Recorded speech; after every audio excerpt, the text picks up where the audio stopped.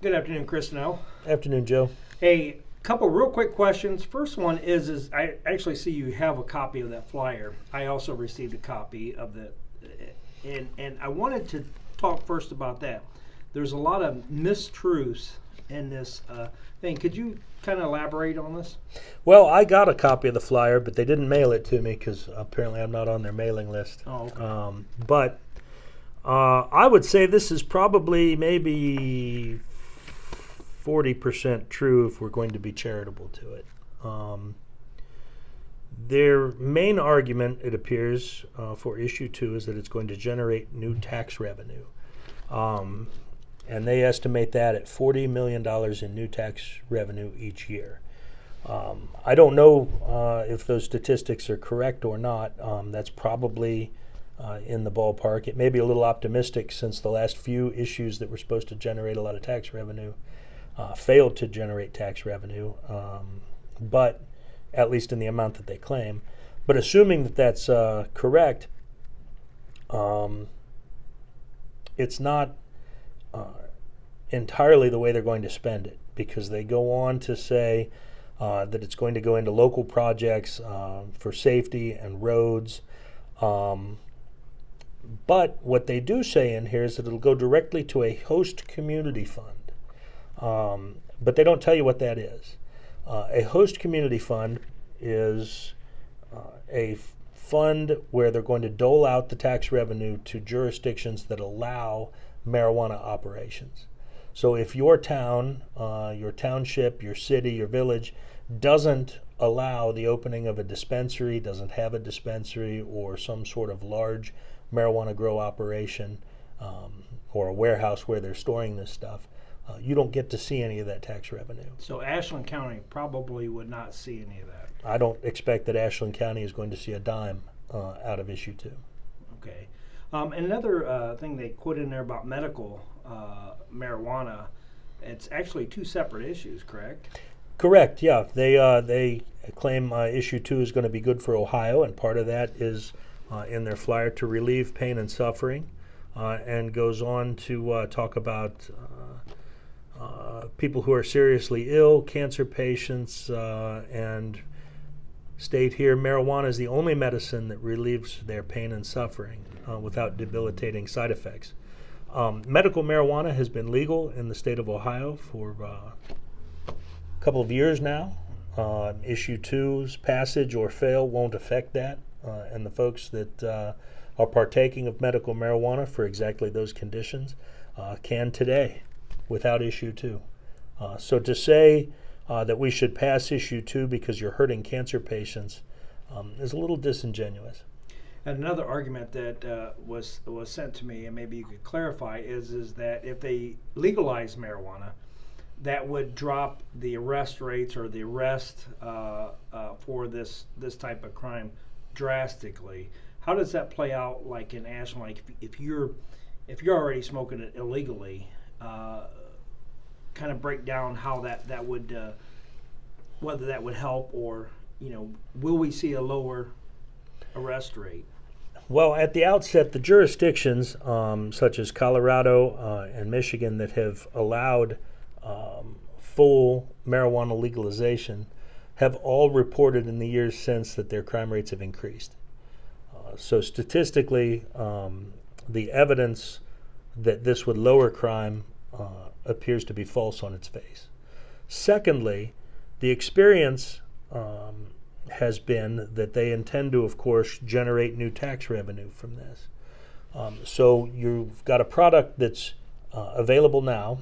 The folks that are regularly smoking marijuana and presumably would be the customers, your customer base for your marijuana dispensary, are already keyed into a black market system where they can readily obtain marijuana.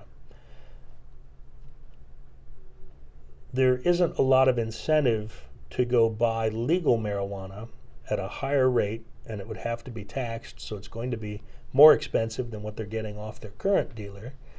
And once you walk out of the dispensary, it looks just like illegal marijuana. So the idea that somehow we're going to put all of the people that are selling marijuana today illegally out of business, I think is false. The other experience that other jurisdictions have had with marijuana, and really the entire country, is that where they've legalized marijuana, that marijuana disappears out the back door of those businesses. When Colorado legalized marijuana, it put Mexican marijuana that's coming from south of the border for years virtually out of business, because you could get Colorado marijuana and not have to mule it across the border. So all of your edibles, dabs, and all of the little synthetic things that they make out of marijuana, we've taken all of those off the street. Not just the highway, but right here in Ashland.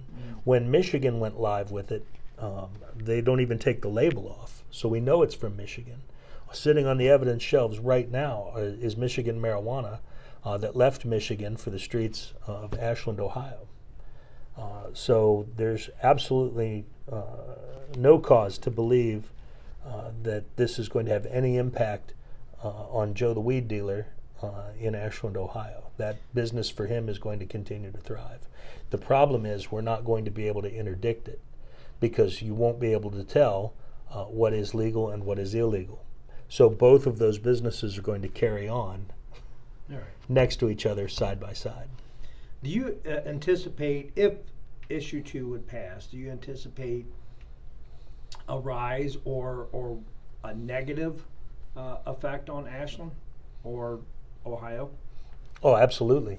Absolutely. One of the biggest fallacies is the name of their campaign. They call it Regulate Marijuana Like Alcohol, and they don't regulate it like alcohol. This is a legislative enactment, so rather than a constitutional amendment, they're enacting certain statutes that would allow this system to be in place. That's what you're voting for. Within those statutes, they have put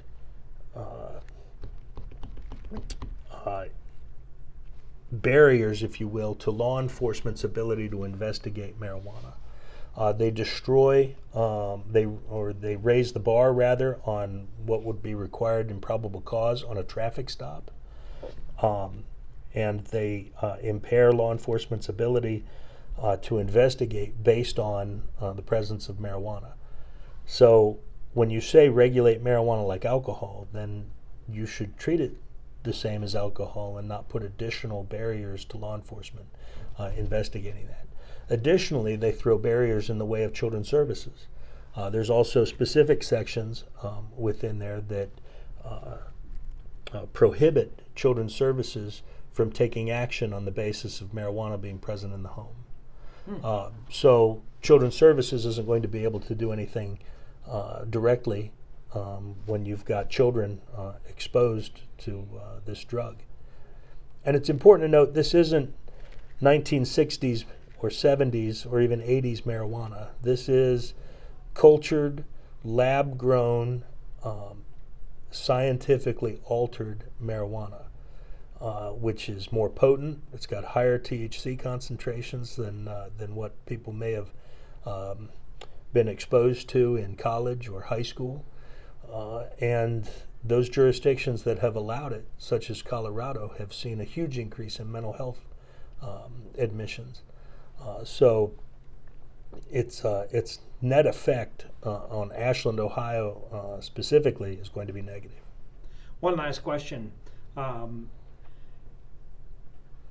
If they made it legal, a lot of people seem to think that if they made it legal, then you could just casually smoke it whenever you want. Would the laws, or especially the zero tolerance on drugs in workplaces and stuff like that, you smoke weed on Saturday, you go to work on Monday, you have an accident, and according to their policies, they have to do a drug test, and they find that in your system, you're still held to the same standards. It doesn't matter whether it's legal or not, correct? Correct. It's still illegal. It's still a Schedule I substance at the federal level. So all of your federal contractors, anybody that has to work on anything that's federally related, grant dollars and what have you, that's all going to impact that. To say nothing of the insurance company and workers' compensation that has to deal with workplace accidents with people who have prohibited THC concentrations in their blood. So the idea that you can smoke marijuana and keep your job is likely false, although it's going to depend on your individual workplace rules. Okay. Well, Chris, thank you for taking the time to talk to me, and I appreciate it, sir. Absolutely, anytime.